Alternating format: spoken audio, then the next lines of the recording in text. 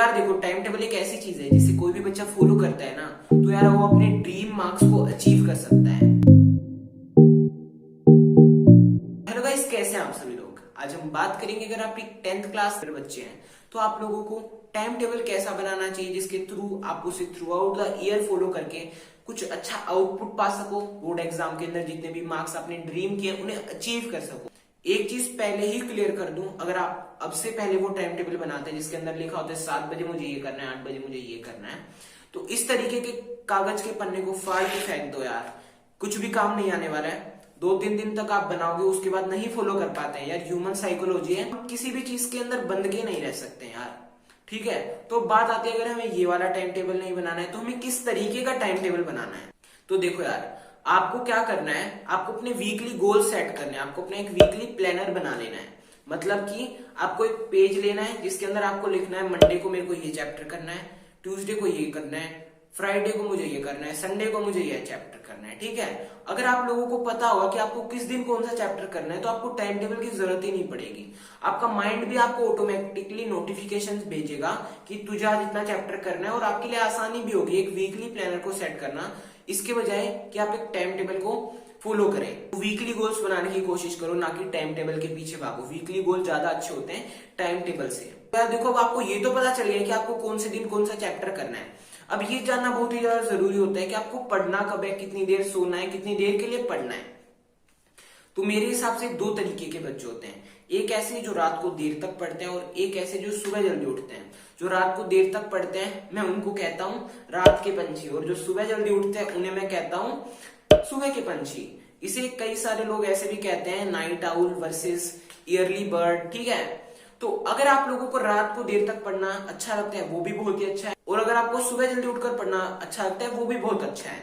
पर देखो यार, अभी आपका लॉकडाउन नहीं चल रहा है तो आप लोगों को सुबह जल्दी उठकर स्कूल में जाना होता है, तो मेरे हिसाब से मैं आपको सजेस्ट करता हूं कि आप लोगों को सुबह जल्दी उठकर पढ़ना चाहिए, क्योंकि रात को अगर आप लेट तक पढ़ेंगे तो सुबह जल्दी उठना आपके लिए इम्पॉसिबल हो जाता है। हाँ, अगर आगे जाके फ्यूचर में आप इस वीडियो को जब देख रहे हो, जब कोई लॉकडाउन लग गया हो, तो आप रात को देर तक पढ़ सकते हैं।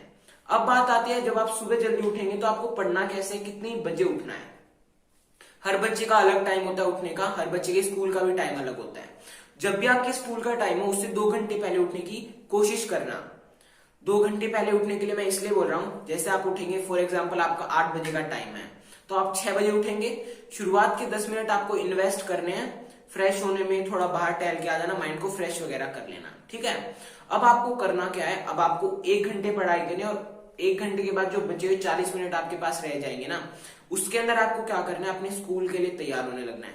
अब बहुत सारे बच्चों के दिमाग में आ रहा होगा कि हमें जो 1 घंटा है इसके अंदर कौन सा सब्जेक्ट करना है, तो आप दिन की शुरुआत अपने सबसे वीकेस्ट सब्जेक्ट से करना है। जिस सब्जेक्ट के अंदर आप वीक है ना, कई बच्चों का मैथ्स वीक होता है, कई बच्चों का इंग्लिश वीक होता है, कई बच्चों का साइंस वीक होता है। जो भी सब्जेक्ट आपका वीक है ना, उसकी शुरुआत दिन से करना। ऐसा कहने का एक कारण भी है, क्योंकि जो भी आपका वीक सब्जेक्ट होता है उसके अंदर आपको ज्यादा ध्यान लगाने की जरूरत होती है, और आपका जो माइंड होता है वो सुबह सबसे ज्यादा एक्टिव होता है। तो अगर आप अपने एक्टिव माइंड को ऐसी चीज में लगाएंगे जिसके अंदर आपका इंटरेस्ट नहीं है, तो आपका माइंड थोड़े दिनों के बाद ऑटोमेटिकली उस चीज में इंटरेस्ट लेने लग जाएगा। वो जो आपका वीक सब्जेक्ट है थोड़े दिनों के अंदर आपको वो अच्छा लगने लग जाएगा। और एक चीज कहना चाहता हूं, ज्यादा भी अपनी वीक सब्जेक्ट पे फोकस मत करना। जो आपके अच्छे सब्जेक्ट है, जो आपके स्ट्रॉन्ग है थोड़े से, उनके ऊपर भी फोकस करना। दोनों चीजों को बैलेंस करके चलना, ये नहीं कि वीक सब्जेक्ट के ऊपर ज्यादा फोकस लगा दिया। आपका जो स्ट्रॉन्ग सब्जेक्ट उसके ऊपर भी थोड़ा फोकस करना, ये नहीं कि सारा ही ध्यान आपने अपने वीक सब्जेक्ट को दे दिया। दोनों को बैलेंस करके चलोगे तभी अच्छे मार्क्स स्कोर कर पाओगे।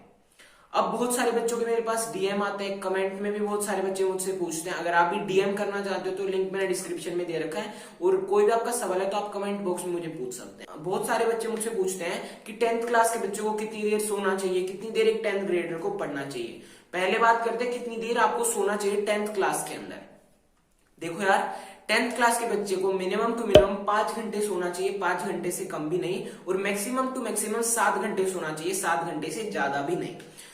5 घंटे से कम सोओगे तो यार आपका जो दिमाग है वो मैसी सा रहेगा पूरे दिन, और 7 घंटे से ज्यादा मत सोना। इनफ स्लीप होती है 7 घंटे एक बच्चे के लिए 10th क्लास के अंदर। अब ये बात तो हो गई कि कितनी देर सोना है। अब बात करते हैं कितनी देर पढ़ना चाहिए 10th क्लास के बच्चे को कि वो अच्छे मार्क्स स्कोर कर पाए फ्यूचर के अंदर।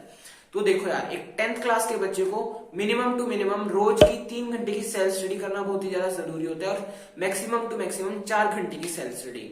ये सब आपके ट्यूशन टाइम को हटा, आपका जो स्कूल का टाइम है उसे हटा के बता रहा हूँ। इतनी देर एक बच्चे को सेल्फ स्टडी करनी चाहिए। एक तो आपका सुबह उठ के हो जाएगा, बाकी आप रात को भी कर सकते हैं, जब भी आपको टाइम मिले। आप लोग मेरे हिसाब से खाना खाने के बाद 10 बजे के बाद पढ़ने लग जाइए, 11-12 बजे तक आप पढ़ सकते हैं, ठीक है। 2 घंटे वहां पे, उस सुबह भी आप पढ़िए, और दोपहर में आप स्कूल से आने के बाद भी 1 घंटा पढ़ सकते हैं। तो ऐसे करके आपको अपना टाइम मैनेजमेंट करना है। 3 से लेकर 4 घंटे आपको दिन के अंदर पढ़ना है, इनफ है। 3 से 4 घंटे सेल्फ स्टडी के अंदर, अगर आप थ्रू आउट द ईयर 3 से 4 घंटे रोज सेल्फ स्टडी करेंगे, बहुत ही आपके लिए हेल्पफुल रहने वाली है ये चीज, ठीक है। अब बहुत सारे बच्चों के दिमाग में ये सवाल आ रहा होगा कि अरे भैया, हम तो इतनी देर पढ़ ही नहीं पाते, 4 घंटे 3 घंटे एक जगह पे टिक के हम बैठ नहीं पाते हैं, मतलब हमारी लॉन्ग टर्म सिटिंग की प्रैक्टिस नहीं है, हम एक जगह ज्यादा देर टिक के बैठ नहीं पाते।